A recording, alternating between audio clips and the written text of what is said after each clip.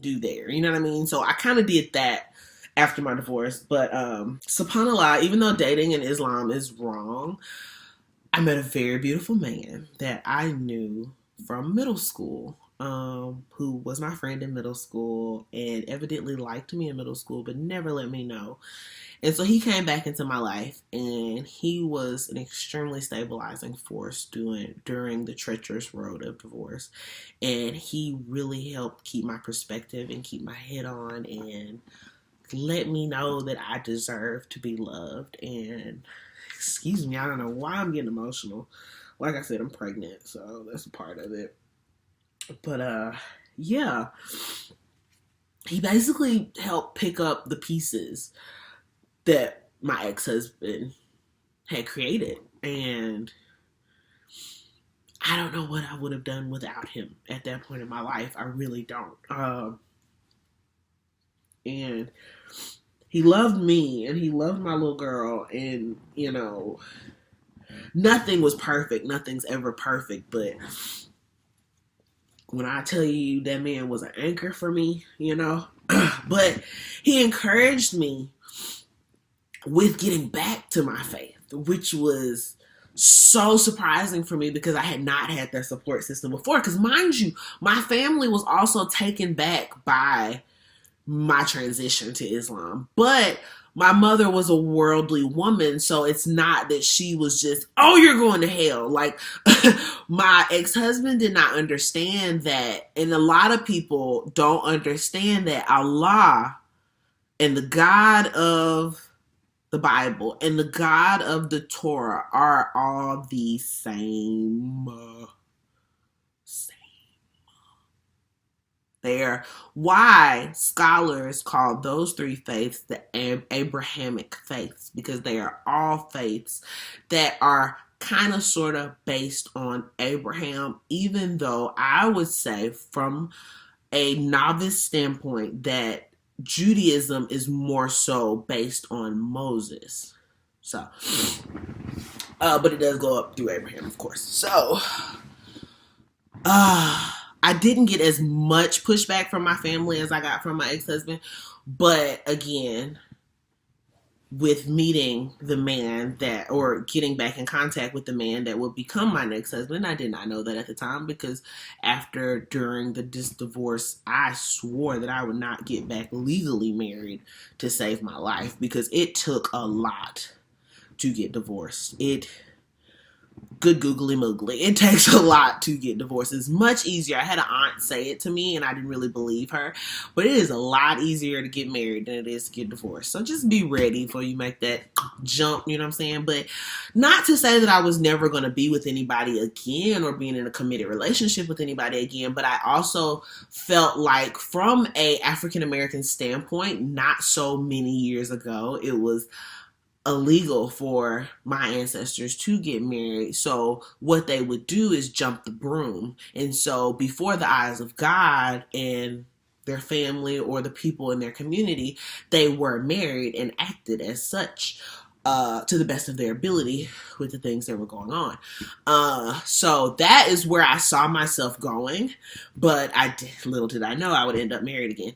However, during our courtship, which I technically was not supposed to be involved in as a Muslima, he still was very supportive. So it came up on Ramadan time.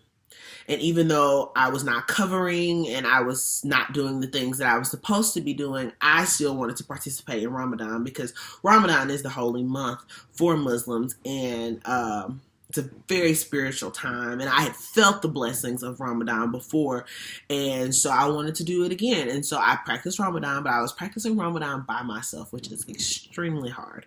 I wasn't even going to the masjid like I should have been, which I had been introduced to the masjid when I took my shahada.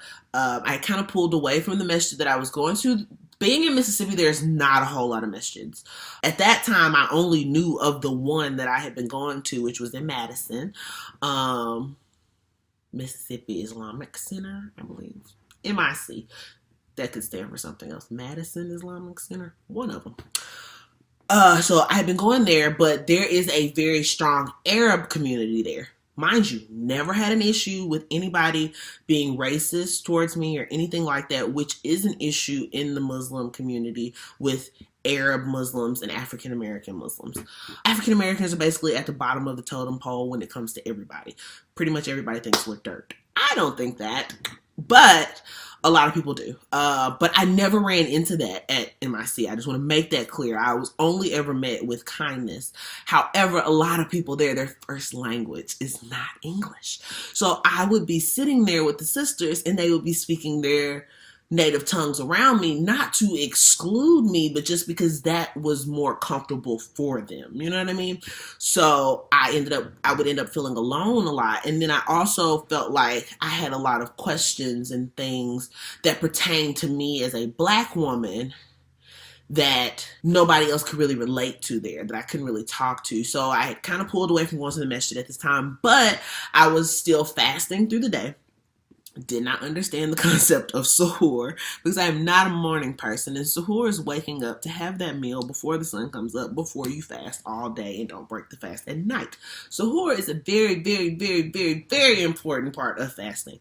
However, I would still fast all day, no water, no food, and then I would go hang out with, my husband's name is London, so I would go hang out with London to break my fast.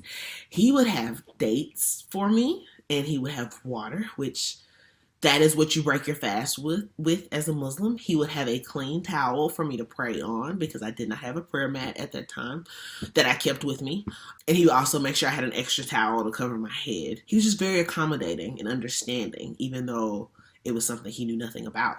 And he asked questions. He wasn't just like gung-ho, like, I want to be a Muslim at this point. But, he was very inquisitive and very supportive. And that's all I think that was needed. So fast forward, a year, 2 years, a year, 2 years. One of them, time flew. And then, Ramadan has been in the summer these past couple times. So I would say fast forward about 2 years. Back around to another Ramadan, this most recent Ramadan that we just had. I started doing this channel, Savannah Speaks, and I started uploading my poetry, which I've been writing poetry since 7th grade. It's very important to me, very close to my heart. I think I'm okay. Don't think I'm the best, but a lot of people like it, so I wanted to share it. Started this channel, and if you go back and kind of watch the poetry videos, you'll see me go from where I was to slowly transitioning back to where I had been. Now, if you actually go on my personal Instagram page, you can kind of see the transition more in detail to where I went from Christian person, regular, American, to Christian covering, to Muslim covering, Muslim not covering, Muslim recovering. Like, you see that whole transition. I have not gone through the process of like deleting a whole bunch of pictures and da-da-da-da-da. I am from the age of social media. I've had my Facebook page since I was in 8th grade. It's out there. I can go and delete every picture of me with my hair uncovered. If you really want to find it, you can. Once it's there, it's there. So I'm not ashamed of the journey that I have taken. I am me, and I don't have to answer to anybody but Allah for being me. However, I also think that it being there shows it's okay if you backtrack. It's okay if you backslide. You are not perfect. Nobody's asking you to be perfect. You just have to try. So, you can kind of see how I got back to where I am now. But yeah, so celebrated Ramadan. It was very fulfilling. My husband actually took his shahada during this Ramadan, and about a week or so later, we did our nikah, which is an Islamic marriage, and that we did our nikah June 1st, 2018. Love it. We recently got legally married and just sent in the paperwork. Not a big deal. I mean, that's my reversion story. I'm sure there are a lot of questions. Like, I don't know. I can't think of any questions, but I'm very open to them. I welcome them. Please bring them. But yeah, so that's my story. I wanted to share it with you all. In this series of the Reverts Review, I will be hitting on topics that I think are important for reverts to be able to explain to people, and also things that will let them know that you're not alone in going through what you're going through. Yeah, so that's like kind of it for now. I'm gonna edit this video today, but it's almost time to go pick up my daughter from school, so I'm about to do that. However, whenever I get it edited, I will get this video put up. That's it. I mean, I hope y'all have a great day. I hope y'all enjoy this video, these videos, two-parters. Go back and watch the first reverts review video and stay tuned for the revert review videos that are to come. I just appreciate you all for your time. I can't wait to get into this with you. In case nobody told you today, I love you. Assalamu alaikum. Bye.